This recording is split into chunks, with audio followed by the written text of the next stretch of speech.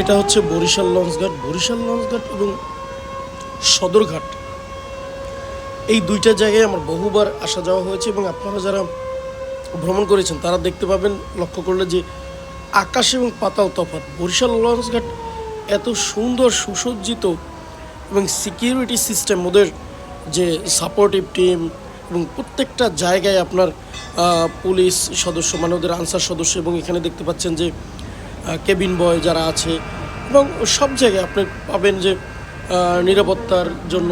তারপরে হচ্ছে আপনার আশেপাশে আবার হচ্ছে যারা নৌ পুলিশ রয়েছে তারাও রয়েছে স্পিড বোট নিয়ে, যে কোনো দুর্ঘটনার জন্য তারা অলরেডি অ্যালার্ট, এবং মাইকিং করা হচ্ছে। তারপরে আবার হচ্ছে ভিতরে ট্রলি রয়েছে মালামাল আনা নেওয়ার জন্য। মানে সব দিক থেকে দেখলাম যে বরিশাল লঞ্চঘাটের সিস্টেম সদরঘাটের থেকে অনেকটাই এগিয়ে। সদরঘাটে মানে এখনও বিশৃঙ্খলা আছে, তাও তুলনামূলক আগের থেকে কম। এখন এক্ষেত্রে একটা জনসংখ্যা একটা ফ্যাক্ট। এই যে দেখতে পাচ্ছেন আমরা আছি পারাবতীর ভিতরকার দৃশ্য। তো এই লঞ্চগুলো মোটামুটি আগের থেকে ইমপ্রুভ করেছে।